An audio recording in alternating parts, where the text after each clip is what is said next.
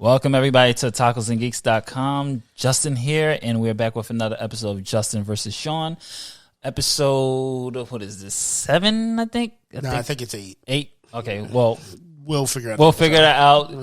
You can just tell this episode is winging it, so that's exactly what we're going to do. We're just winging it. So everybody can go ahead and introduce themselves. Nadia, you can go first. Hey, guys. Gotham Geek Girl here. All things geek, blogger. Yeah, this is Sean, the True Comic Book Fan, VP at Otakus and Geeks, also with Beer and Goods and Chronicles Podcast.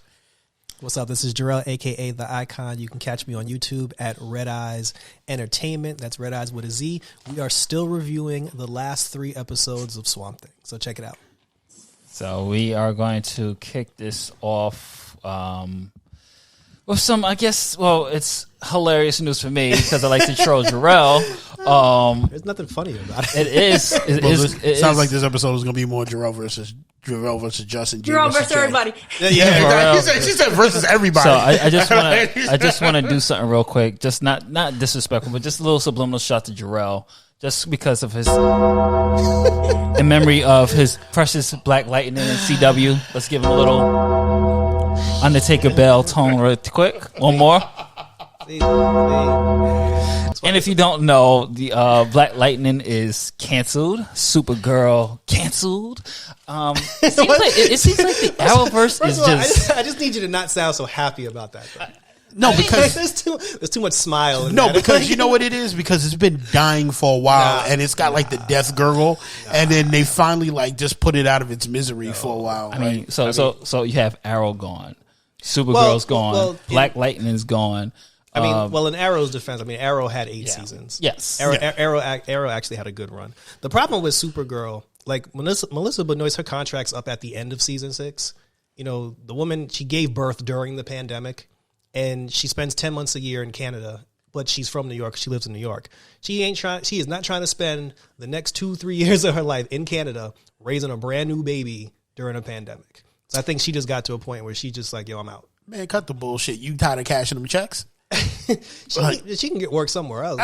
She's talented. Sure? No, I'm sure she's very talented. But the biggest problem with which is why a lot of actors do exit the CW Arrowverse. It's really because of Canada. Like nobody likes, like as an actor, nobody likes like giving so much of their life to Canada. But like to live in Vancouver. But the problem is like to film in Canada. This is something I do know from talking to different producers and everything. Canada is the cheapest place to film any place. Like they tried filming in LA and it cost them more to film in LA, and they were just going to automatically cancel the show after season 1. Because it was too expensive, and then Canada stepped in. They took it off. And they took it off. So production-wise, it makes perfect sense. So I'm just saying from an actor standpoint, because if you look at all the actors that bowed out, that came up with reasons to leave the show that they were on, when they interview later, they're just like, I ain't like being up there for like 10 months, 10 months out of the year. I feel like their problem is they have too many episodes. If they cut it down to like 10 episodes or something and not like 50 a season, it might change things and also stop the dragging. No, that's true. That's true. But remember, TV before we had 50 million shows and streaming devices and streaming shows and everything else, they had to have 24 episodes because you had to be able to. There weren't a lot of TV shows. There were TV shows out there, but they weren't. You could put in 24 episodes, spread it out over the year because you had Christmas break and then winter break when it came in, and it came back around February and did whatever. But now it's like. Yeah, you're right. You can cut it down to 10 seasons, but I think shows like Arrow and then 10 episodes, no, you might get away with doing 14. Yeah. There doesn't even have to be a set number. It could just be, hey, listen, this is a story that we're going to tell. It's only going to take us 14 episodes or 17 to tell this story. We don't need the extra 6 just to do an episode about random, you don't need a villain of the week filler episode. Like The Walking Dead, where it's like a bunch of shit no one cares about. Like, sometimes watching Arrow at times is just like, okay, this is like Dragon Ball Z, where we got to wait a whole episode for this dude to power up to throw a punch. And then the next episode, all right, he's actually... It's the actual battle.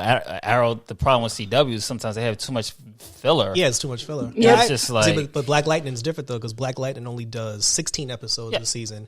They shoot their show in Atlanta, and their show is extremely popular, especially on Netflix. It's actually more popular on streaming services than it is like for people watching it live. Part of the reason why their show's ending, and I told you this before, they were very adamant about saying the show wasn't canceled. They said the show was ending, as though they chose like, oh, after 4 seasons we're going to close the chapter. Yeah, but syndication is usually 5 seasons.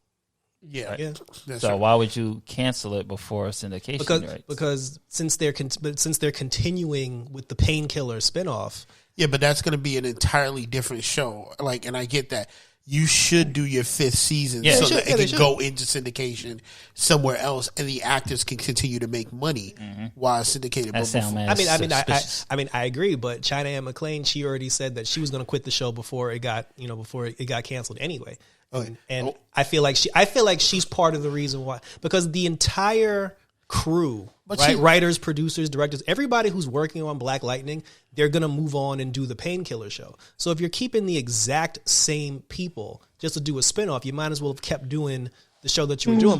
But because she said that she was already going to leave, she said she was going to leave before they canceled it. I just feel like they were just like, all right, she's leaving. Maybe there's other characters that probably said that they were going to leave eventually, and then they just decided, well, look, if everybody's going to leave at some point, let's just bow out now. But you could have done a 5th season with everybody leaving, and not for nothing, Homegirl was for the streets, yo. Because like even her character was for the streets. Like she was supposed to be. Like, but the thing is, like, her leaving doesn't mean you have to cancel the show, because look at the Flash. You still got Nyssa. Yeah, the Flash. Wally left.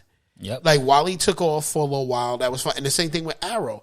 Characters leave, but you fill it in with somebody else. Yeah, you make it work. Yeah, and to do whatever. Yeah, that's my point. Because they chose to bow out. Like there's something more going, because there are so many characters in the Milestone universe, like so many diverse characters. They could have just said, okay, Jennifer's going to college, next year. So, and then you just bring in like some other young person that Black Lightning takes under his wing. But there's a reason why I think like they're choosing to. I think DC mismanages everything, and I think that's the biggest problem with the CW and DC. They like, I am a Marvel fan, but here's the biggest problem. DC doesn't have a reign on how to manage it, because you could have eked out a 5th season for all of that. And I think DC has too much pride to look at what the Marvel way of doing things is. Because, look, what was it? Agents of S.H.I.E.L.D. should have probably ended 2 seasons before it did. And, yeah, no, I'm being honest. Like, I like Marvel stuff. But, I actually like Agents of S.H.I.E.L.D. But Agents of S.H.I.E.L.D. probably should have ended 2 seasons before it did. Are really opposite. And they found a way to make it go on. When they saw the Inhumans wasn't going to be the show that they can depend on, they did a first season. They heard what the fans said, but they said we can bring them back in other ways. Any show that Marvel decides to do, if it doesn't work, they find a way to end it where you don't miss it, or they bring characters out. I feel like DC takes a show. They have like the sci-fi model for doing everything. They get a show. It doesn't work. We're just going to, when it's getting good, we're going to end it. Like, you don't need to end Black Lightning. Black Lightning should have gone on to a 5th season, like Justin said. Get the syndication. Yeah, I thought it was their most successful of the recent ones. Exactly. Yeah, it is. Give them a 5th season. That way they can go into syndications and the actors can eat. Yeah. No, but because we're all surprised, because a lot of people weren't surprised that they canceled Supergirl, because the ratings for Supergirl were decent, but they never watched it. But they weren't. Yeah, like you don't have to. Like people are 50-50 on it, so nobody really batted an eye when they announced that. And you can always bring her back here. Yeah, you can always bring her back during crossover. But like you said, people actually like Black Lightning. Like Black Lightning is like it's a popular show. Like it's one of their highest rated shows. So so for them to all of a sudden be like, yeah, we're just gonna end the series. And we're not gonna. It's not canceled. We've decided to end it. Something happened. Yeah, something had to happen behind the scenes that, like I said, and only one cast member spoke on it. So far. And the fact, like I said, is weird because CW is known for even the most trash shows be getting 5-8 seasons. 5-8 seasons. For real. Supernatural is up to 25 seasons, and it should have ended 10 seasons ago. Well, that's because that popularity of those fangirls, they I kept that get show it, alive. but there's a point where you keep bringing up how many times. I mean, the point of Supernatural was God and demons, the devil and the God, and there's a point where I thought they wrapped that story up pretty good, where they introduced God and why the God had a sister, and the reason why everything was going to hell is because God stopped caring about the earth, and his best friend Chet, I forgot his best name. His friend's name was the one looking out for everything and talking him into everything, and he was scared of his sister. And they did the whole thing with Sam and you being on the evil side. They did a lot with it, and I thought it should end, but then they just like, okay, let's ride this till the wheels fall off. What can we come up with for this season?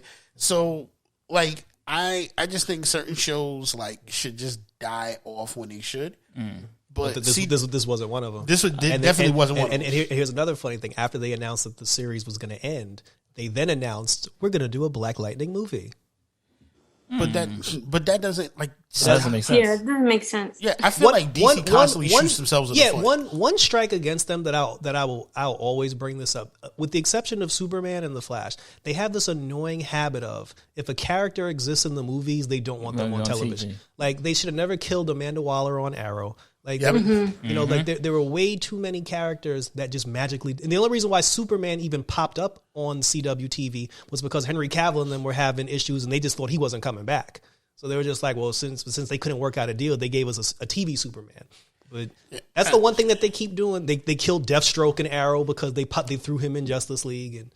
And I think that's the biggest problem with DC. Like, they don't know. Well, that's my biggest problem. Yeah, they don't know how to manage anything, and it's like even now they're kind of a little bit starting to lose steam with the whole Snyder cut, because I've been talking to people and they're like, "Yo, you know what? The way they're promoting this is like it's gonna be like the next God sent thing that's gonna save the DC universe." That's not them. That's the people. No, but like they're even the way they keep promoting it. And Justin and I had a huge long talk about the way DC is going to save the DC universe is with their villains. And if you keep beating this in the head with Darkseid, like look at what Marvel is doing. They've now moved away from they've done the whole space thing. Now they're moving into the villains that are really good. Like they're still having a debate on whether the Marvel the phases should be leading into Secret Invasion. I don't know if you've ever read it, Secret Invasion, or it should be not Secret Invasion, but the one where Harry Osborn takes over the Avengers and then the Dark Avengers. Not the Young Avengers. No, it was. There was to do that, they would have to give us a Harry Osborn. Well, they're thinking about doing that in the Spider-Man universe, but I forgot what series that was, where he was trying to take over. He was going after Asgard, and they have it set up well because Asgard is in that series. Asgard was on Earth, so you can have that where it goes after it. But I think they should do, since they have the Skrulls, Secret Invasion, because you're also bringing in a lot of the X-Men characters, because you can start bringing in like you can still continue with the space thing with the X-Men characters coming in. You can do a lot with it, but that's just years of setup where Marvel right now can run on cruise control, bringing the stories in. I think DC can't do that because they're still trying to figure out what can we do with these characters. And I think they have the greatest villains and this is coming from me to say they have the greatest villains in history with everything. Their villains are so complex. Why don't you just do your storyline with the Legion of Doom? Well, the biggest decision they need to make now after the Snyder Cut comes out, they need to decide which direction they're going to take as far as continuing the story. Are we going to give Zack the keys back? Or are we just going to say what he did was just a one-time thing and we're moving on? I think it should be a one-time thing and they need to come up with a new story. What Zack Snyder's doing though is setting up a Legion of Doom.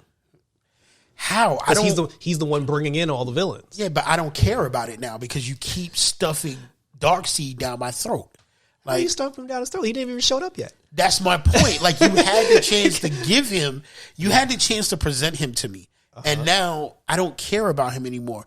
Like, my biggest hype was at the end of the Justice League movie when I saw Deathstroke and Lex Luthor together. I was like, God, please give me the Legion of Doom. Like, I said this straight out. I will give DC all props if at some point I see that big head fall come out of the swamp and the original voice comes up and says, now with the Legion of Doom, I'll walk out the theater and be like, done, Academy Award winning, fuck y'all, I'm out. This is the greatest movie ever. Would you prefer just to have a 30-second clip of Luthor and Slade, Or would you rather, during the course of a Justice League movie, you see other villains slowly starting to come together? I don't see that happening. I see Schneider. Well, that's the thing, but we don't know what's going to happen. I see him sticking Darkseid, the whole Darkseid story, and then bringing all 50 stories that they tried in the first Justice League movie all together to say, "Oh, this is how I want it to look."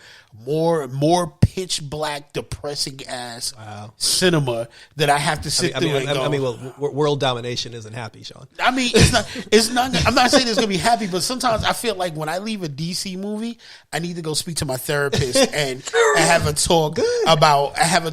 How I feel about life. You know what I'm saying? Like it's like. Don't get me wrong. At the end of the Avengers Infinity War movie, like I literally went home, laid in bed, and stared at the ceiling, and was like, "What just happened to me?" And that's why Infinity War is my favorite movie. Yeah, I really didn't know how to feel anymore. Yeah, I really didn't know how to feel after that movie. Like I walked out of the theater with other people. Like I watched this dude hugging his girl while she was crying. I was just like, when have you seen a superhero movie evoke that much emotion where people walked out? Yeah, but that's different. I call those people soft. They're not soft. That's what I did. But it's like the thing with Marvel, like Marvel gave you 18 rainbows and lollipops, and then when they give you one piece of dark demon chocolate, now all of a sudden everybody's like, this isn't my Marvel universe. No, but it was done so well. Like a movie where the good guys don't win, people didn't know how to respond to that. No, but that's what I like, because when you're so used to the world being like saved, every movie, and then I mean, in every movie, the world wasn't saved. There was always a piece of something that went out. Tony and Captain America were broken at the end of Civil War. Age of Ultron, it gave you too many questions about how the team would react because everybody wanted to leave. So it left you with a little something, but you were just like, at the end, you were like, okay, the world will get better.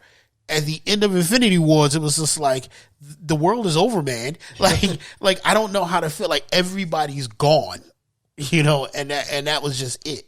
So I mean, Nadya, chime in. So like, I feel like I'm jumping on Jerrell. Like, and nobody else is like, no, not at all. I know. I feel like we jumped into a lot of different things, but I mean, I'm still kind of excited for Snyder Cut, but I mean, I feel like you said, like it's so much hype now, like it better live up to the expectation because we have no idea what to expect after this. But is that hype coming from the studio or the public? I think the studio's cramming it. Yeah, I think both, honestly. Because I don't feel it from the studio. Like anything I hear about it comes from like people I know.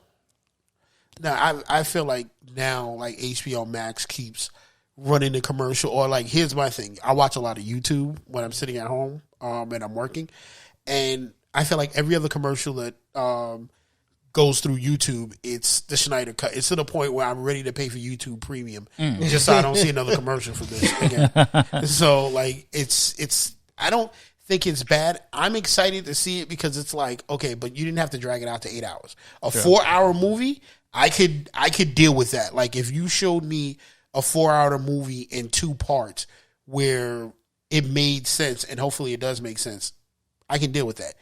8 hours, it's like, what was he in the room somewhere? Like, I'm not cutting anything. I'm going to put now it everything. feels like they're just doing too much. Like, just make the movie you had in mind and call it a day. And be done with it and let these people. Yeah, just let us move on. Yeah. But I got one more question before we move on to the next topic. Does this mean that Tobias actually won since it's canceled? Yo, that's facts though.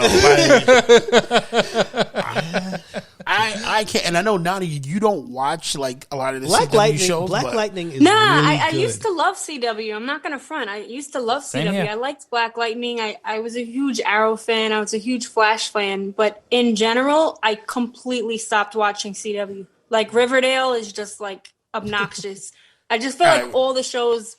I don't know. It's the writing. It's just terrible writing, as Deborah will say. Yeah. And, like I mentioned Walking Dead earlier, like that's how I feel about it now. Like I can't even put it on as background noise. Like it just annoys the hell out of me. I'm not gonna deny. I'm gonna agree with on that one. Like, I'm not gonna lie. I haven't watched The Walking Dead since Glenn died. Yeah. That's what, like 4 or 5 years ago. Yeah. Once Negan killed Glenn, I watched it after that. I just stopped after they reconciled that war.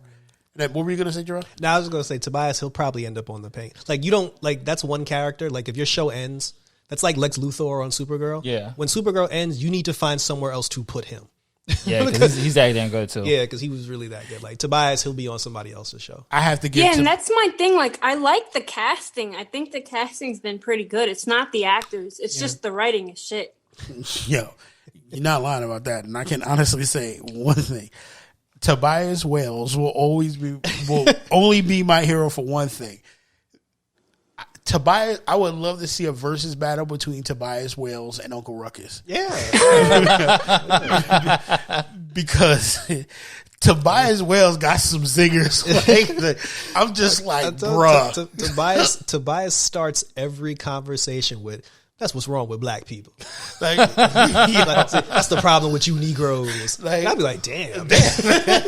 Like, can we get nothing? Yeah, so I was just like, but to end this, I will say this, Nadya. The Walking Dead comic book ended, and they just said, fuck it, for the rest of the TV show. And I'm being completely honest. Like, The Walking Dead was one of my favorite shows, and I used to fight to get into that panel to see it at Comic-Con. Oh, hell yeah. Every year I used to go to the panel. We snuck in mad times. We had a way that you could sneak in from the top. From the back. And then when they cut that off, we just found a way to get in and get up there. But my biggest thing was that the writers just said, we can serve. And you know why I think the writers did that? Is because I ran into a lot of people where I would talk about the comic book and they would give me this snob. I don't care about the comic book. I don't even watch the TV show, which is more important. And I was just like, where do you think half these characters came from? If you never read the comic book, you won't know anything. So I think they know that the people who are just into it, who don't read the comic book, will gobble up whatever shit they put out. So they'll continue to do this. And I'm actually hoping The Walking Dead ends. So, yeah, like I hate how people blame Negan. Jeffrey Dean Morgan was perfect as Negan. Perfect. It was just shit writing. It wasn't him. And he wasn't even shit writing when he came. Every time he was on screen, I was just like, yeah, this dude is great. Going down. Yeah, he was just great. I think it just they handled the Negan war a little rough. They handled it wrong. And like I said, this goes to their catering to the casual fan who never read the comic book and thinks this is all canon. And I'm like, first of all, and the lame ass filler formula. Like every season had to have like that Morgan episode. I wanted to shoot myself. Yep. So wow. No, I agree with you. I agree with you on that. Like, so Justin, you want to? So yeah, we're going to continue with DC just for one more because apparently this was like big on Twitter. Everybody was so happy about this. They are releasing, which some people in DC are calling, we're going to stop. We're going to, because if those who, let me bring up to speed those who are not really familiar with sales and things like that. Manga is kicking Marvel and DC's ass right now. Manga is one of the highest selling books. My Hero Academia, Bleach, whatever. Manga is kicking comic books ass right now. Go Otakus, this is for us. So right now, DC is hoping that, so they're starting to do more young adult graphic novels, YA graphic novels. And the one that everybody is so excited for is they just released the cover of I Am Not Starfire, which is due August 10th, 2021. And I'm going to read the synopsis. Let me show Jerrell the cover real quick. So Jerrell, that's the cover. I'm going to show Sean the cover. That's the cover. Yeah, I was just isn't that not Starfire? Yeah, that is not Starfire. That's the author. Look familiar, right? Oh, That's Jesus. yep. That's She looked like Thelma from Scooby Doo. bro. Come on. Does. She looks like Thelma. She does. Okay. She has the haircut, the glasses. So this is the very stunning and brave synopsis. There you go again. Okay. 17-year-old Mandy, daughter of Starfire, is not like her mother. Starfire is gorgeous, tall, sparkly, and a hero. Mandy is not a sparkling superhero. Mandy has no powers, is a kid who dyes her hair black and hates everyone but her best friend Lincoln. To Starfire, who is from another planet, Mandy seems like an alien, like some distant, angry light years moon away. And it's possible Mandy's even more distant lately, ever since she walked out on her SATs, which year her mom doesn't know. Everyone thinks Mandy needs to go to college and becomes whoever you become at college, but Mandy has other plans. Mandy's big plan is that she's going to move to France and do whatever people do in France. This is the plot, people. God. But then everything changes when she gets partnered with Claire for a project. Mandy likes Claire, and she denies it. By the way, Mandy is a lesbian who's trying to find herself. So let's just throw that out there. How do you become the person you're supposed to be when you don't know what that is? How do you become the person you're supposed to be when the only thing you're sure of is what you're not? When someone from Starfire's past arrives, Mandy must make a choice. Give up before the battle has even begun, or step into the unknown and risk everything to save her mom. I Am Not a Starfire is a story about teenagers and aliens and knowing where you came from and where you're going, and about mothers. That is the synopsis. So this is Starfire's actual child. Yes. That she birthed. Yes. Who's the baby daddy? Yeah, I was just about to say. That's where I was going with that. Who shot up the club? We don't know yet. I guess that's going to be revealed. But honestly, I thought it was the Penguin that shot it up because the cover looks like You know what? Penguin. She said, "Ew." I'm gonna stay away from that because I have terrible jokes in my head, like right now. Because part of it, and I hope nobody gets offended by it's this. Not. It's the Chronicles. Right? I'm like, there's no way Dick Grayson looked at her and said, "My daughter is gonna look like this without her hitting the acrobatic gym." Which is not a knock. I'm not a small dude, but this is not a knock on that. But the way everything is panning out, we have to stop shoving this agenda down everybody's throat. Just seriously, make the comic book organic. If she is a lesbian, cool. I don't care. You don't have to tell me. Just lead into it. Well, this is something that they've made up from scratch. Technically, it's a YA. Yeah, technically it is organic. But why does it have anything to do with Starfire? Honestly, well, they just wanted to drive the point home that Starfire is so quote unquote beautiful, and her daughter's the complete opposite. The whole problem is, and this is just not trying to live up to her mom's visual expectations. And then stop trying to make people the bad guy for trying to tell their kids to get an education, or is she spoiled rich that she can move to France and do whatever the hell she wants? That was absolutely in synopsis. It was just like, do whatever France people do. It was like, not even French. Well, do whatever France people do. That was written. I was like, yeah, but that's offensive in itself. It's like, how am I supposed to believe you're so struggling and all this other stuff? Where you can just pick up and go wherever you want at the drop of a hat. I ain't got money like that. Yeah, and my thing is they're like, oh, she's into this girl, but she doesn't. I don't care. I'd rather you leave that out and let me discover that as I'm reading the book that shows it. The problem I have with, and this is why manga is kicking comic book ass, which kind of sucks for me, but the reason why manga is kicking everybody's ass is because you have writing like this. It's like you're not writing characters. You're writing identity as characters. You're not telling a story. Your major selling point is this person is a lesbian. This person is black. Purple lesbian. Yeah. So, because you want to bring in that crowd to say, okay, they spend money. And my thing is, which they usually don't. Everybody spends money. And they spend money on a good book. You don't have to, there's a time when I say you don't have to always bring out, and that goes back to my first point in the beginning segment. You don't have to just tell somebody this. Like I said, Shadowhawk had no idea he was a gay black. First of all, you didn't even know what race he was. So he was a gay black man with HIV. That, when I got to the point of that story, I was just like, holy crap. This was just a cherry on top, because the thing is, they just told a great story up until that point. So with this, you didn't have to tell me any of that. I don't care. They really didn't describe much, but you could have just said, you could have left it as a surprise. You could have made the cover anything. And then as we read, we see Raven's daughter, and then you could be like, oh, wow, she's nothing like Raven. Starfire. It doesn't. Starfire. Sorry, she's not. I keep saying Raven because that's what she looks like. Yeah, she does. She does look like Raven. She looks like Raven or the Penguin. Yeah, I thought she was a fat Raven. Yeah. So and I was just like, okay, so she doesn't look like that. So you have her, and then it's more of a shock to me. This is Starfire, this beautiful, statuesque woman, and here's her daughter. I don't care that she's big. I don't care that she's a lesbian.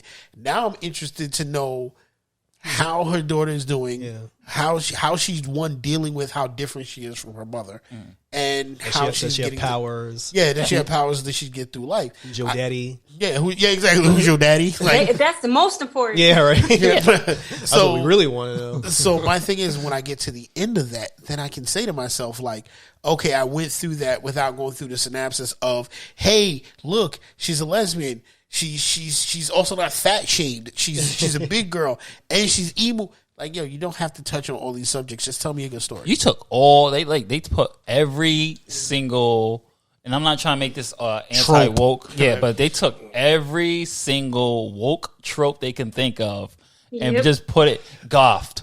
Like, how many goths are walking around these days? Like, you really see like, but based on what you read, it doesn't even seem like society is shutting her. It almost sounds like she's just doing it on her own. Yeah, it's like she just personally feels that way and has no reason to feel that way. Yeah. It's just like, but this is supposed to be the manga killer, by the way. This is supposed to be the book that's supposed to stop the and I feel like Japanese don't sales. use Starfire though, because Starfire is like a bubbly character. Like, I feel like use somebody who's like a bitch, maybe Raven or I don't know, like, you know what I mean? Yeah. Like somebody who would be like, oh, my daughter's fat and disgusting. You know what I mean? Yeah, like Poison Ivy daughter. I don't even think Raven would do that. Raven, I think, would just be completely understandable about who her daughter was. It would be funny if Raven's daughter was like a princess.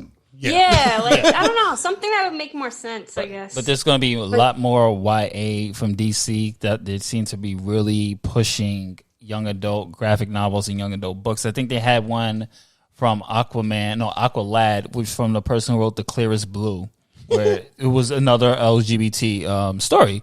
But it's like, okay, you're doing this to try to bring in an audience, but the way you're writing it is just like you're taking, not only you're just kind of taking the stereotypes of these groups. Yeah. Exactly, which I feel is worse. Yeah, and you're pandering like, oh, okay, I think a gay person's gonna act and talk this way, or to be in this situation, or a trans person will be in this situation, or a black person will be in this situation, and you're not even like, you're not creating characters, and this is why you're not selling. This is why, because if you look at comics in the 90s, they were doing major bank with their sales. Like, they were making 100K type of sales. You got books that can't even scratch 5,000 now. Yeah, but you gotta also understand, they were doing that and they were paying their artists like shit. I mean, true too, but I mean, they're still getting paid like shit to this day, so ain't no real difference. No, but they have more opportunities now. They're licensing themselves out there. They're controlling their characters and copyrighting their characters where they don't have control. But that's besides the point. But the thing is, like, comic books, the times are changing, and comic books. Remember, manga wasn't always at the top of the list back then. Manga was like, you and I read it, or Nadya read it, or Jerrell wasn't really into it. Not putting you out there, Jerrell, but. You know, like he didn't deal with manga, but that wasn't his thing. Like, comic books were cool. He would read and watch cartoons. I would watch hentai a lot. Like, wow. Okay, that was my introduction to anime. The Blue Girl and no, the first anime I ever watched was a hentai called The Swallowtail Inn. I mean, how old were you? You didn't watch Dragon Ball? No, I didn't. I lie to you not. I did not. I didn't watch Dragon Ball Z. I missed out on Sailor Moon. That's a cut you off. Hentai is your introduction to anime. Who says that? The first anime I ever watched was a hentai called The Swallowtail Inn. Then the title alone is just like, really, bro? I mean, listen, you can't knock it because he's not the only one. Like, I watched Dragon Ball Z. I actually had a friend that used to have a video rental place in Japan, in Chinatown in New York, where he actually had the tapes of Dragon Ball Z in the original form. Like, there was no subtitles. It was in the original language. And he used to sit with me and watch it, and he, he translated for me. So I actually saw the original shows, but that was my introduction to anime was Fist of the North Star. Classic. And that was it. I can understand because a lot of people didn't watch anime. I didn't. and the only reason I know a lot of people I know got into Fist of the North Star because it was so violent. They were just like, oh crap, like it's not like regular cartoons. So I started looking more into anime after Fist of the North Star. Not knocking anybody who got into it because of hentai, because you gotta understand, if you're 13, 14 years old, you get to see a cartoon where boobs are popping out. Like, my first hentai cartoon was Legend of the Overfiend. And that was the first time I actually saw what a hentai cartoon was. And I didn't even know it was hentai. I just thought that's what anime was. Yeah, Wow. I thought anime was Japanese animated porn. Yeah. Wow. So I didn't know about Dragon Ball Z or Sailor Moon until I saw the Dragon Ball Sailor Moon hentai. Yeah. And then that's my brother was like, This no, is the first for me. My brother was like, there's an actual TV show. I was like, really? You know? I just thought they just made this up to be funny. Yeah, no, so like that's the thing. Like, but see, the difference between that and what I watched was, what's crazy is Legend of the Overfiend was a big movie for everybody. It wasn't just hentai. It was a story, and they actually had a series behind it. It kind of felt like the sex was, it was secondary and the story was big by itself. So I understand where he's coming from with that. Not a lot of people push that, and you gotta understand, if you're a dude and you're hanging out with your boys, they're not gonna sit down and be like, hey, like now they do it, but hey, let's watch this great story for this entire, like, yo, you want to see titties? I mean, because even at Otakon, didn't they have if Otakon, like, I'm not sure, now you've never been to Otakon, right? Nah. Okay. Oh, God help you if you ever run into this. Okay, so Otakon had these 18 plus panels, right? So 18 plus usually, and this is actually a lot of anime cons do this. It's not just Otakon, so I don't want to just put them on blast, but a lot of anime cons do the 18 plus parties. Obviously, you got to get like the wristband and everything. I'll show you ID. And what they would do after 12 o'clock is that they would screen hentai. So you have a whole group of people in the theater. Wow. Watching hentai. No, and no lie, they actually had a hentai. It was like 12 midnight, and it was like the hentai showcase. And they said it was a hentai showcase, and I was just like, I ain't going in there. And half the people are like, I don't know what that means. they knew. This is an anime convention. They know what it is. Yeah, and the thing is, like, I kind of looked at Justin like, okay, I was like, I don't mind if it's something with a storyline, but I can't sit in a room with a bunch of, because you kind of felt like it was going to be more guys than girls. Let's be real. Yes. And I was like, I don't know how I feel about sitting in a room with a bunch of guys that I don't know, watching this wildness on TV. Like, I don't want to get graphic, like on the big screen, watching this wildness, because like the worst thing in the world, and I know not even in a couple of years, is if I look over and I see some dude like doing something that I'm just like, all right, I'm done. I'm out of here. Like, yo, I gotta go. Like, yo, this is not the place for this. Like, you this is not the 70s where people gathered in porn theaters to do this. This is like the 90s. Like, they can watch this at home. Like, if it was a panel talking about it and they just gave a scene, okay. I'm not watching a whole movie with a bunch of guys. Like, I don't know. And I'm not even watching stuff like this with guys I do know. Yeah, right? Exactly. Like, it's Saturday night. Hey, guys, you want to pop in that old hentai? Want to pop in that Bible Black? And I'm pretty sure girls don't do the same thing either. Like, you'd be surprised.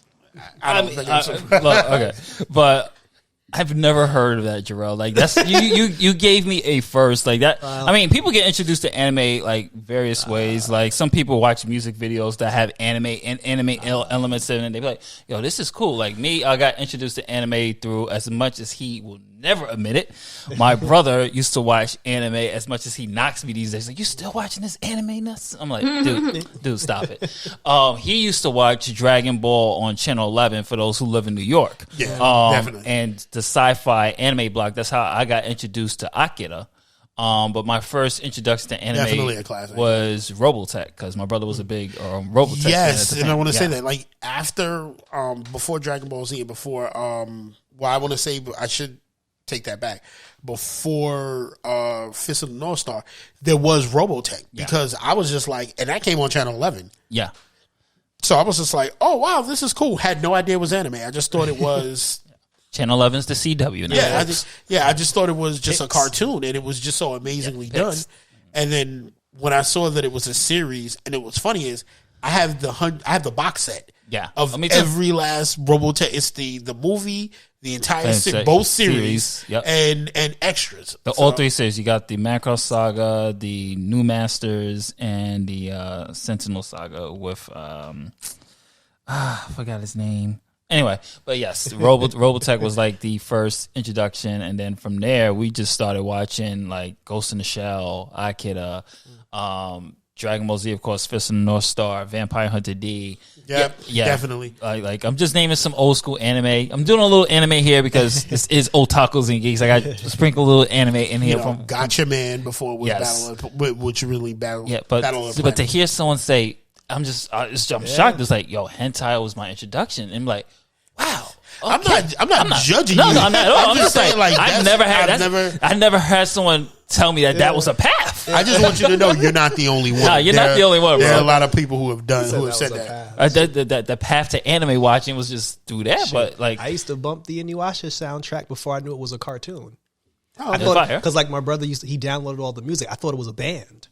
Oh yeah, like I dead ass thought it was just like a band, but he was like, "Do as Infinity." Yeah, but he's just like, "Nah, it's from a cartoon show." I'm like, Nadya, what was your introduction? Probably Sailor Moon and Akira. Akira, nice. Yeah, I think that everybody sees Akira. You see, she didn't have to come on and be like, my introduction was watching some wild porn. She's like some wild cartoon innocent. Porn. Right? Like she stayed innocent through this. In the show. Yeah. Oh yeah, the original one. Then you have. Oh, this is gonna be an episode, but let me give you people a prelude to this because this will be a versus soon. Not now. Next year it will be a versus. But there's an anime I love. Sean absolutely detests. Fucking trash. It's not trash. It's called Perfect Blue, and it's a really really good anime. We might have to have Mendez on that one too because he has to be there to back me up with this because. He I don't know his hate. I don't get it. Why? Here's the thing. I like the guy who wrote it. I like his other animes. I just hate Perfect Blue. I don't know why. We'll save it, but I don't. Jerrell, have you seen Perfect Blue? Nah, I never heard of it. Don't worry about it. You ain't missing one. Nadya, have you seen Perfect Blue? Nah, I don't think so. Thank God. Like, thank God. This guy. Oh, speaking of Sailor Moon, though, I actually did. You know, because the person who I was dating at the time, like, you know, she was a huge Sailor Moon fan, and she was like, "Oh, you got to watch it." So she made me watch it. I got all the way up to the season where the flying horse, the talking horse, showed up, and that's when I tagged out. I did 130 episodes of Sailor Moon, but when that horse showed up, I was like, nah. I was like, this is like I was surprised. This was actually really good, and I'm not gonna lie. One of the script ideas that I wrote, like one of my own stories. I did pull something from Sailor Moon from watching it, so it did influence me for something a little bit, but other than hentai, yes, other than hentai, but singing horses is where I draw the line. But this is not going to be a versus, but I did want to do kind of a end of the year type of thing, wrap up, not say end of the year wrap up like what we think was the best and anything like that, because that's going to take some time to think about things like that, but. Obviously, we didn't go to a lot of conventions this year, so clearly everything was damn virtual. You, Corona. Seriously. Exactly. So I wanted to talk about everybody's favorite con moments that they had or con experiences. What are some of your experiences at cons that you go, man, that was cool, or what the fuck? I think one of my favorites is, and I think I still have the video too, is Sean's reaction to Spin the Hug. Nadya, have you seen that before? Nah, where? This was at Anime Boston, and I think I saw it once in New York Comic Con. And so we were at Anime Boston, and we're getting ready to leave anyway, but there's a whole group of people, circling around. And they're spinning the bottle, so he's like, "Oh shit!" I was like, "All right, they spinning the bottle." I was like, "All right, let's watch this and see what happens." So they're all in cosplay and things like that. So I'm just like, "Okay, this is gonna be good." So this person got with somebody that you could tell she wasn't really attracted to. So I was like, "Oh wow, okay, this is gonna be good." And then they hug, and then Sean just stopped. He was like, "Wait, what is this? What's going on?" I stopped, looked at that, and was like, I had to like. First of all, like, I looked and said, wait, like when you see Spin the Bottle, we all know what you think of with Spin the Bottle. Yeah. So I was just like, oh, that's how we getting down? We got kids out here like smooching for like swapping spin? What's going on? Like in public, no doubt. Like, so I was just like, okay. And then when they got up and they hugged each other and like they look terribly awkward, like hugging each other. Like hugging you can hug anybody. Even if you don't like them, you're not attracted to them, you just wrap your arms around somebody for like a couple of seconds and be like, all right, it's time to let me go. Like, you know, and you can do that. But like they would get up and they would do this like, oh, and they would hug each other. But then what bugged me out is like the girls would hug each other and it was like long. I'm like, what the I'm like, okay. I was like, yo. Long and intimate. Yeah, like me, I was like, I understand because I've long had an issue with people at the cons that don't know how to wash before they come out there. The smells. And I have campaigned for years to say I wanted to open a booth where I would tell people. No shots, but it was the anime crowd cough. Yeah.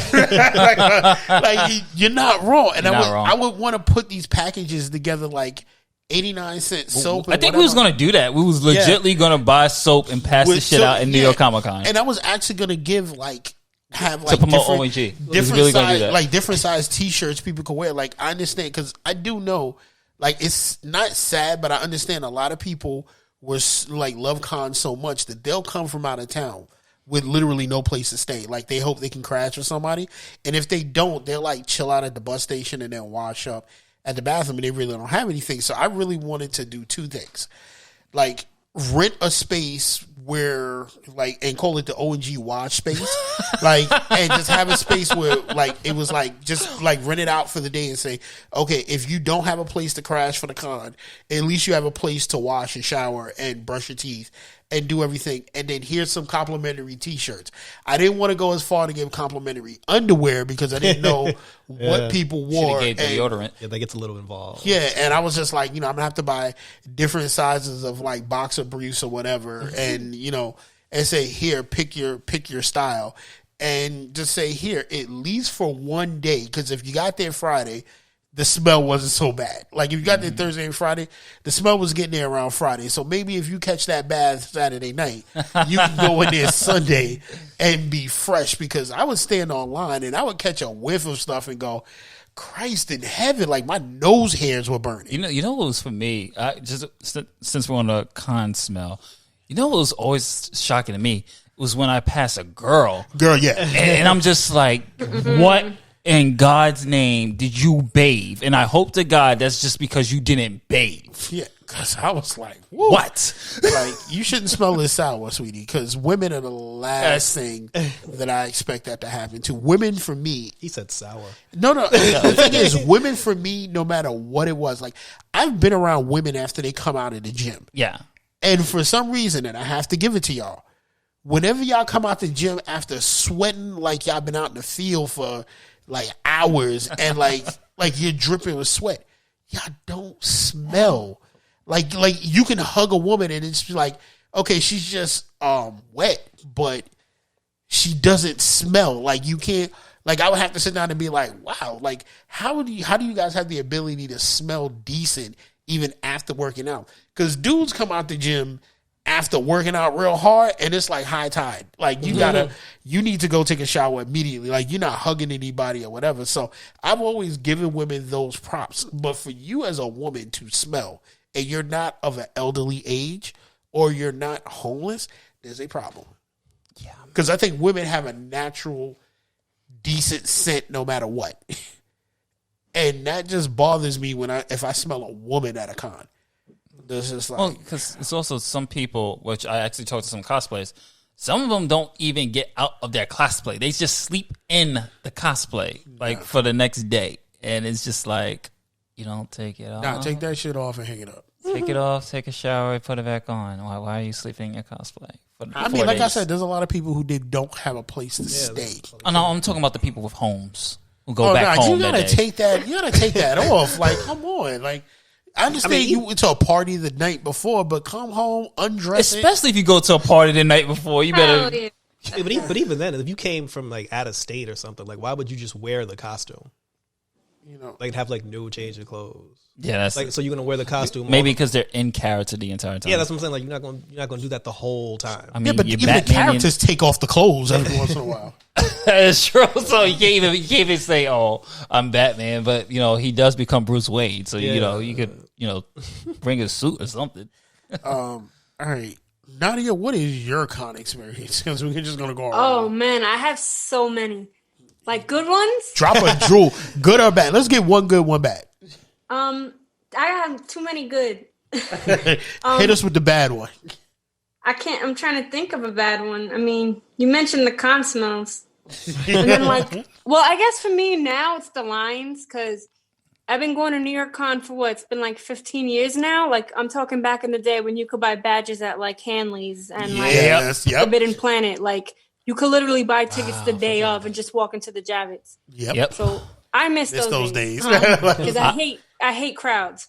I miss press days on Thursdays. Yeah, it's like it's way too mainstream now, and it's just mad annoying ass people. But for me, I guess it's the crowds, because I miss being able to just walk everywhere, see all your panels, hit Artist Alley, bring your portfolio. Like, it was just easy. But for good ones, I'm gonna go with I saw Stan Lee one year when I was interning. So we went into the Javits early before it opened, and Stan Lee was just walking the floor, and I almost died. So that's a good moment. And then a tearful moment, but a beautiful moment was okay, wait, so this is funny. Sorry. So for what was it? Adult Swim had a panel for not Robot Chicken, for I can't remember the name right now. Aqua Teen Force. No. It was Rick and Morty? It was like Robot Chicken. Super Mansion. Oh, so yeah. Super Mansion Bryan panel. Cranston's show. And Bryan Cranston was going to be there. So me and my friend dressed up as Breaking Bad, because we were like, holy crap, but they're going to be there. So we got there mad early to get online. We were like in the front row, and Bryan Cranston literally pointed us out, like called us over, and like he almost cried. Like, it was like a beautiful moment. Nice. And then like at the end of the panel, he like actually took a photo with us. And that was like probably my favorite con experience ever. Yes, shout out to Bryan Cranston, because he was one of my favorite actor. Yeah. He was so down to earth. It was just like a beautiful moment. and the funny thing is, I started watching Breaking Bad after, like, in the middle of season 2. I didn't even start Breaking Bad when it first came out. It was like middle of season 2. I think I saw it on Netflix, or it was something they had it on there, and I just started watching season 1, and I was like, holy crap, this is great, and I just kept watching it. I think my favorite con moment is, it was me and Rob Paulson in the booth at the Nickelodeon voiceover booth, because they invited me to just, hang out with him and everything else, because, for those who don't know, Rob Paulson is the original Raphael. Okay. And Ninja Turtles. He's also Steelbeak and Darkwing Duck, and he's Yakko and Animaniacs. So I've been watching this guy since I was a kid. So we interviewed him twice back to back. So they was like, "Oh, you want to participate in the voice acting booth?" I was like, "Hell yeah!" So I got to play Leonardo, and he did Donatello. It's still on ONG. You can see it. My horrible voice acting. It is the hardest. I have so much respect for him. It is the hardest thing to lip sync on cue and say your lines and everything else to match. I was just like, man, it was just awesome to be somebody I was watching as a kid and just actually doing voice acting with him. I thought that was pretty cool. Mike Tyson interview, that was unique. Mike didn't offer to eat your children? No, the Mike Tyson interview was really cool, because like Mike Tyson, I would say that had to be probably my most inspirational interview, like, because we all talked after the interview was done, and he was just dropping wisdom and knowledge. Like, Mike Tyson is an intelligent dude. And let me tell you something. Shout out to Mike, because a lot of people don't know that Mike reads a lot, and Mike is into a lot of things. He is a great person to sit down and have a conversation with. Nobody has ever walked away from talking to Mike and been like, they were just like, wow. Yeah, he is really good. I mean, I would say cons definitely improved my interviewing skills, because like that's like the testing ground for everything, like how ONG became ONG. It was just like going to these cons, and me and Sean on the road all the time, me, Sean, and Young on the road, driving to Baltimore, going to Boston, going to California to go to Nickelodeon, like in one day and come back and still go to work. Went to California one day, go to Nickelodeon Studios, come back and still go to work the next day, just because it was just like so. I miss the cons.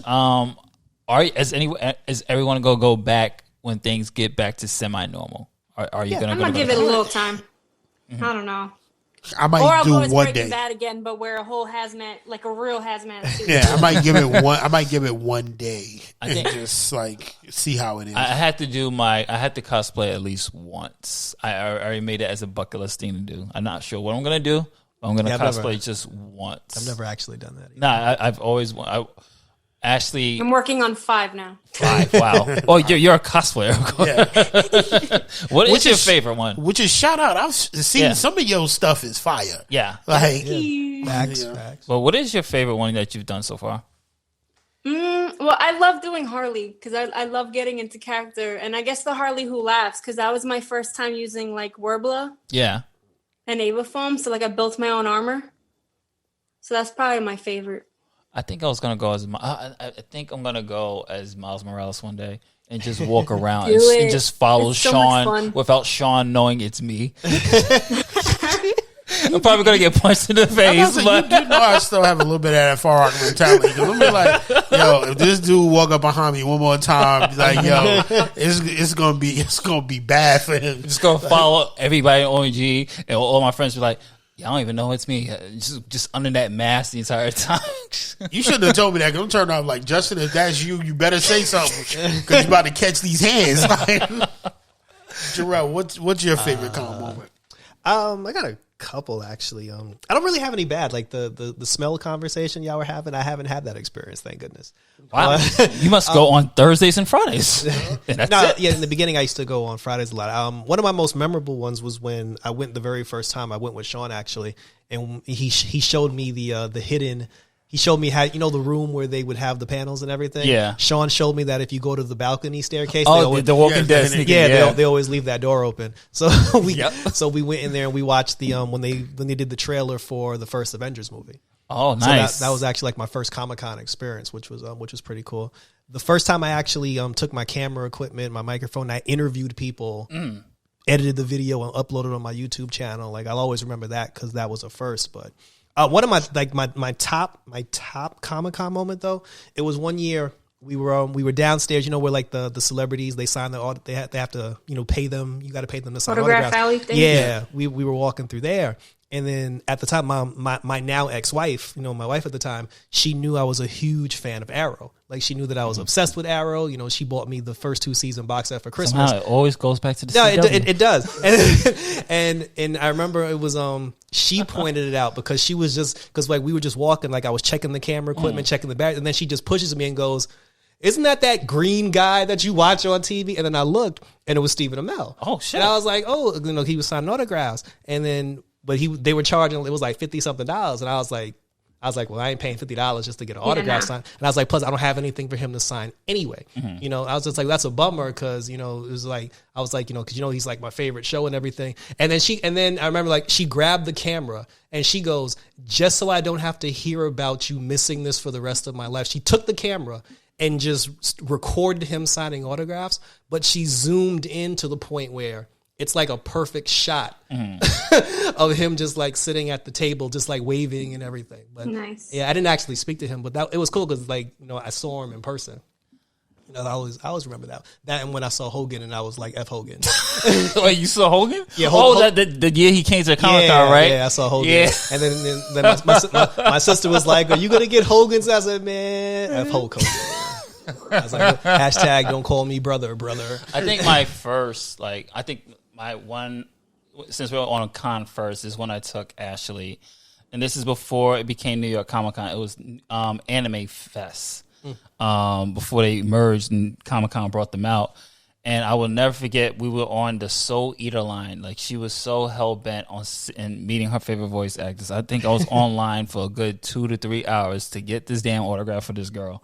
And well, she's my sister, so I was just like, yeah, I'm going to do anything for her. So, but we were online, and here's the thing: this is when I really got really my taste of fandom, fangirls, fanboys, because my dumbass had to wear a Dragon Ball Z shirt, right?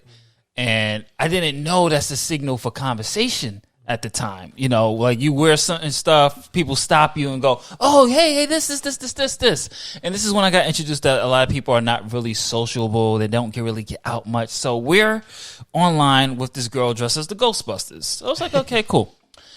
This girl would not stop following us around the con. She just literally we all had those. Yeah, she just literally joined the group, just merged herself in the group, and just started injecting herself into our conversations. It was like, and to the point I was just like, "Oh, we're gonna go home now." I was like, "Ashley, go there. We're gonna go there," and then but yeah, she was just like, that's when I got like, started asking questions about Dragon Ball Z, and this and this. Yeah, I'm just talking to Ashley. She just jumps into the conversation, and she's not even from New York, so me and her both looking at me and Ashley looking at her like, can we help you? Yeah, exactly. I'm just like, you do know you don't just jump into a New Yorker's conversation. You know, this ain't this ain't Southern hospitality. We don't just talk to anybody. Yeah. So, I mean, that was like my first introduction to like the fangirls, the fanboys, and everything else like that.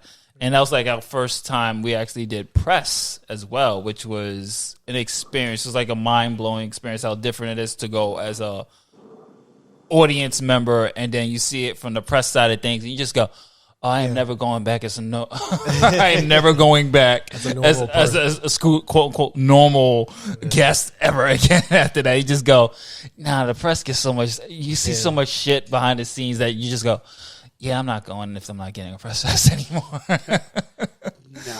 For me, I think my Comic-Con, the first time I went was when you can get your passes from anywhere. I also went when you can go, which I didn't know, you can go down the same day and grab passes. But I will have to say, one con that stuck out was the Walker Stalker Con. Yeah. Which I think... that was fun. Yeah, which was great because we got to...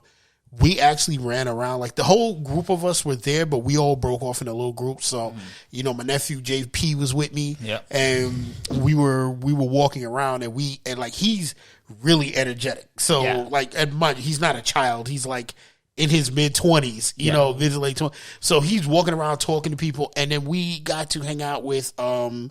John Bethel. Yeah. Chad was because of where we worked. Shout out to Chad Coleman because he really hooked us up. Like, he came into my job.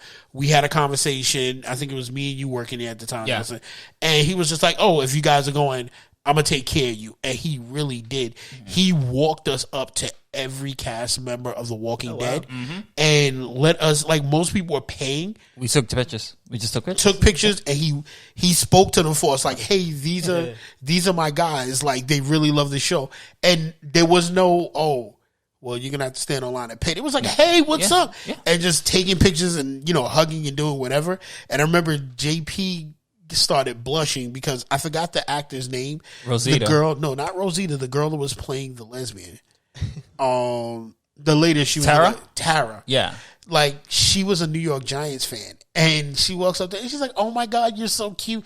And she hugs him, and I've never watched him blush like that. Yeah, he was like, red. She was just like, and she was cute that, she was really, like, she was dressed down. We're like, damn, you know, like, yo, you look better than you do on the show. So, but our highlight was when we met with John Bethel. And he wanted tacos. This man was like, yo, what's up, guys? Who are you from? We was like, Otakus and Geeks. He was like, tacos? He was like, man, I wish I could get a taco. I'm hungry as hell right now. He was like, I wish I could. He said, what up, family? And like, he was just so cool and chill. And then, like, he was talking to us and laughing with stuff. He's like, nah, really, guys, I want a taco. Like, I was like, yo, we got you next time. You. Like, if we can go get you a taco now, we would. But he sat there, he talked to us, right? Because he was ready to go to lunch. And it was late. And he sat there, he talked with us and just laughed with us about stuff. And we was like, hey, look, we miss you, the show. And I think this was right before he announced he was going to be the Punisher. Yeah. Like he was, I think like a week later, he was like, "I'm the new Punisher." Yeah. So, and shout out to him for not spilling that because we'd have lost our shit. Like if he would have said, "I'm the Punisher," you know. And then Marvel would have lost their shit. Yeah. Too, so. So I was like, yeah, and he was good. But we got to meet a lot of people, including what's his name? Deathstroke. Yeah, he took a pic. Let me tell you something. He was fun. He took a group picture with everybody in the con. Like everybody emailed us for the picture. Yeah, like he came in. He was like, "All right, everybody gather around. 'Cause I'm only doing this once." Yep. And he was just like, "Yo," he put the camera way up, like he got somebody hold and snapped everybody. And then they sent it to us, and then everybody emailed us like, "Can I get the picture, please?" Manu Bennett, Deathstroke. Yes. Yeah, and who was it? The girl that was playing Amanda Waller at the time. She was also in it. Yeah. Oh, wow. But what's her name from Everybody Hates Chris? Yeah. He was cool as hell. He was fun.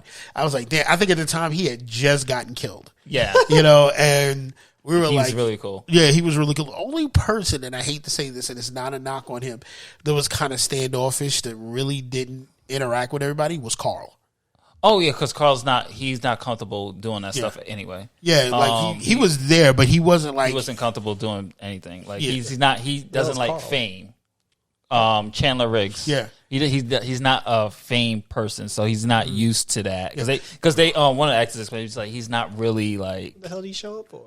Well, But it's he part did. of his job requirement. Yeah, he had It's to his come. job. He took pictures with everybody. He was a trooper with it. But as far as interacting, how everybody else interacted, not used to that. He's not used. He's not into that. Like was he'll it- talk to you, and he'll just be like, You gotta "Hey, keep in mind, you he's know." a kid. Yeah, at the time, and then even at the time, he was a teenager at the time, and he was really awkward and uncomfortable with dealing with all the stuff. Yeah, So it's just normal. think about it. We're all of us on here are adults. You thrust us into fame, we're kind of like, yo, like what? Like we're running up the fans, like high fiving people because we're like, I can't believe you like my stuff, and we're used to dealing with people. Yeah, for now, like some people don't like it. Like even some women, like I've been to cons, my also other con experiences. My friend Victor, who is an actor, he's been in a lot of industries, and he knows a lot of people that star in these. From Steve Hamel, the guy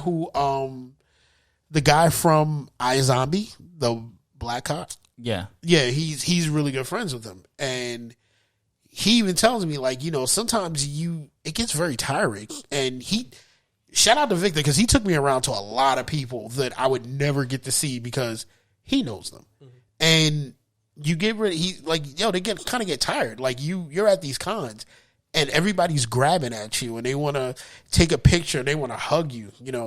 It's not always glitz and glam. Like I said, if we get the bad smell thing, they get it even worse. And then you kind of like, They got to take pictures with everybody. yeah. So, and then sometimes, like it's you're asked for an appearance and then you're going to get paid. Like I kind of respect everybody who does the cons for just the showmanship of it. Other people who are there, like when you go to Walker Stalker and you see and there's a horror con section, and you see people get mad, like, I'm a fan, why are they charging me? Well, you gotta understand, you're a fan of this movie, like Dawn of the Dead. There are a lot of characters from Dawn of the Dead and Romero's movies who aren't really acting and doing anything. So some of these cons are a way they make that extra money to deal with what they do. So if you get mad that you're seeing somebody that has not been on camera for like 10 or 15 years, charging $100. yeah, and they're eking out a living how they can, and they don't even go that far. Sometimes they're kind of like $50, $25, and they'll take a picture with you. Just respect the fact that they got to eat too. The con didn't pay for them to get there. They traveled on their own there, and just were given a booth, and that's it. They got kids to feed. Yeah, they got themselves to feed half the time. So and I want to give a shout out because the owner of the Negrino Studios has just walked in, and he came in just to say what's up. We got to give a shout out to Anthony because Anthony has really put together and hooked the studio up. I mean, shout out to him putting an 83-inch TV in the studio, like with all the fixings, for everything. Light up. He's turned this and not just into a studio, but a home theater for us to chill and do everything else. And it's crazy. And Nadya, you will see this one day. We have a fridge full of every drink you can think of in there.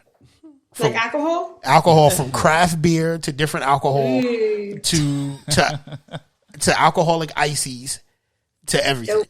You know, so shout out to Anthony, even though I know he's sneaking out of here. He's man never speaks. He just comes in, he smiles, and he walks out. He's the living Batman. Yeah, you know, which that's another thing to my con story before I end it.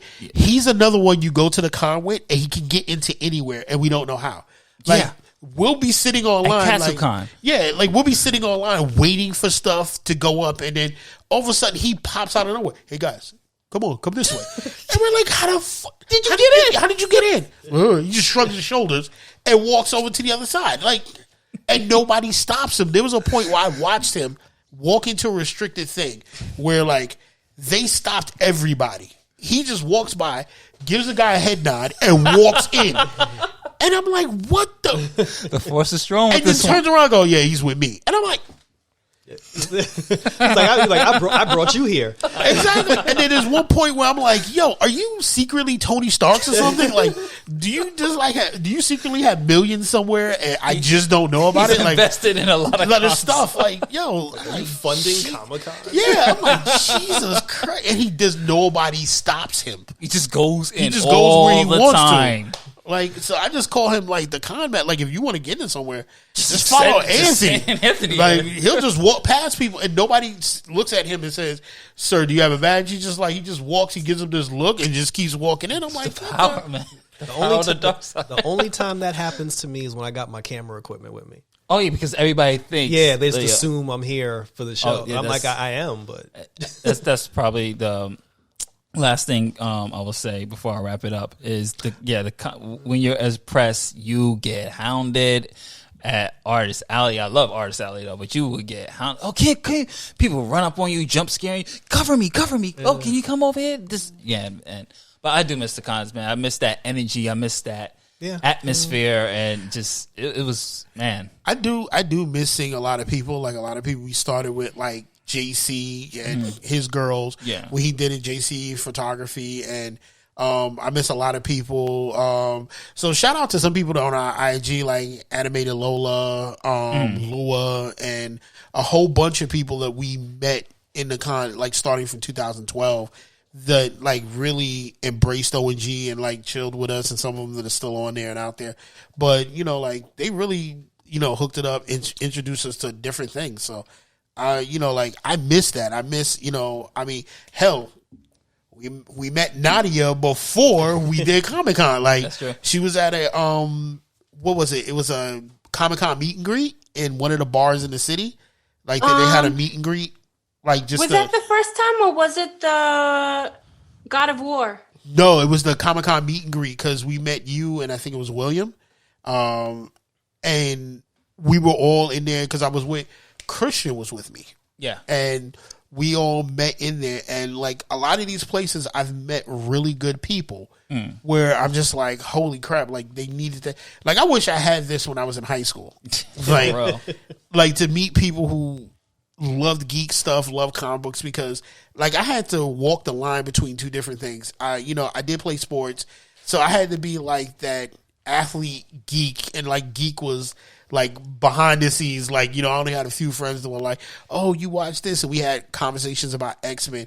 But then, you know, like when you hang out with the other popular people, you had to be like, "Yeah, you know, LL album is fire." Like, for real, you know, like you had same here. Like you had to start talking about pop culture stuff, and I'm kind of like, you know, like I'm happy that everything has meshed together, so that I can talk about both, because sometimes I would mention something so obscure like, oh my God, like, yo, that theme song from Akira, and I'd play a beat. They were like, where is that from?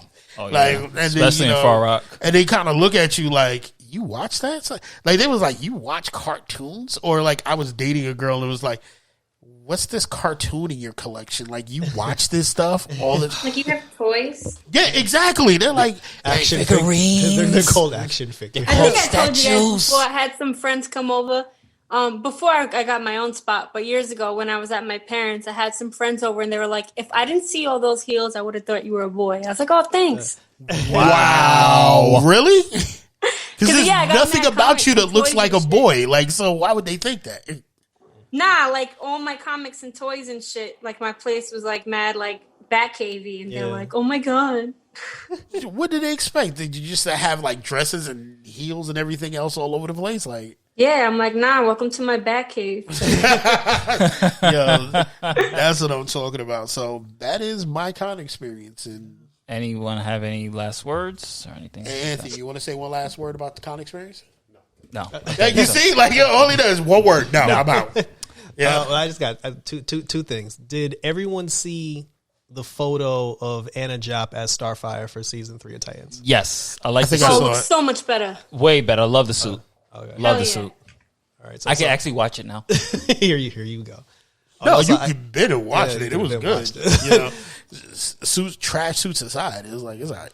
Also, I got severely shamed because after we had the last conversation with the 80s versus 90s, and then y'all snuck in some 2000s. Yeah. I asked a bunch of I played the Samurai Champloo theme song for a bunch of people, And they as soon as I played it, everybody was just like, "Oh yeah, that's my shit." And I'm just like, "You watch this?" And he was like, "Yeah." There's like, "You never watched this?" And I was like, "Nah." Then everybody just looked at me like I had two heads. so they kicked you out. They were just, You always get kicked out.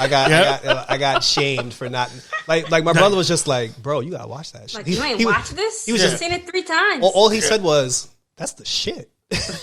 Everybody look at dude. Like, so apparently I missed something. You missed this. Yeah, you did, bro. What's crazy? I will lend it to you. What's crazy is Anthony's watched Samurai Champloo, like, and he watches. And Anthony is a huge horror fan. Like, if you Yeah. look to the right now, there is nothing but a shelf full of horror films. And Best genre. yep, and all the pictures down here in this man cave is nothing but horror themed, except for Beaker. Except for Beaker and Chuck Norris. Okay. Yeah. First of all, that beaker is hanging, so that's freaking freaky as well. So that's Because he likes doing that. That's why. Why are you The dogs playing poker but- is just a second. okay. Why is there a hanging Muppet? That's creepy as shit. He's gonna move the Muppet, but he just did it because he just wanted to hang Beaker somewhere. That's creepy as hell, man. Yeah. So, but that listen, I will lend you. I have Samurai Shampoo. I will lend you Samurai I'll Shampoo check it out. just to I'll watch definitely it. check it out. But I'm tired of getting those stares. Nadia, do you have any final words to say? Nah, I think Okay. we good. She said, "Nah." Sean, anything? no, I think we're good. Okay. The only thing I will say is I will plug. Please. Oh yeah, plug your stuff before. we Yeah, go. check out Chronicles. I will tell you guys, Chronicles has started going a little left, and I don't mean left in a bad way, but if you are overly sensitive, I really wouldn't listen to certain episodes. But Chronicles is a new podcast where we tell funny and ratchet stories.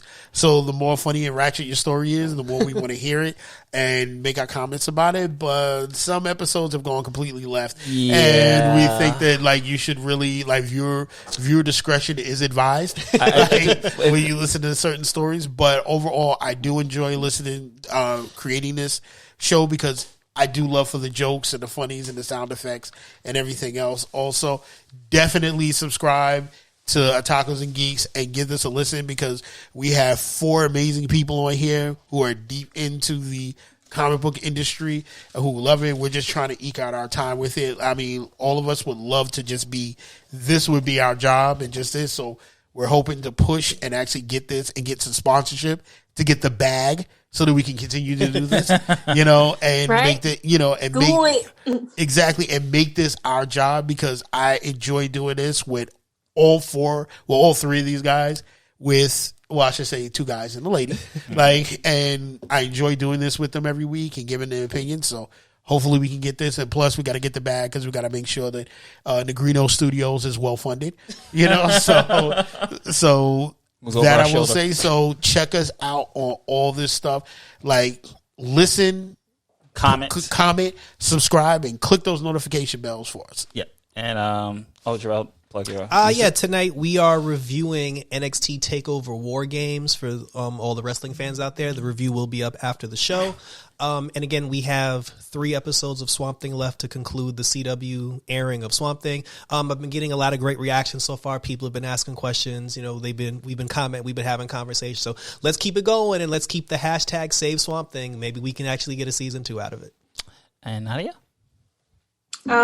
Check out my gift guide up now, GothamGeeker.com. Lots of cool geeky gifts. And stay tuned for some unboxings. I got some really cool Harry Potter merch.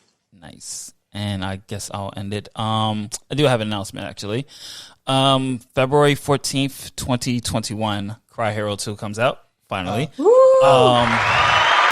you. That is my comic book sequel. I actually got a little bit more announcements. August 15th, 2021, the Spanish and Portuguese translation of Cry Hero 1 and 2 will be available. So multiple languages we're working on as well.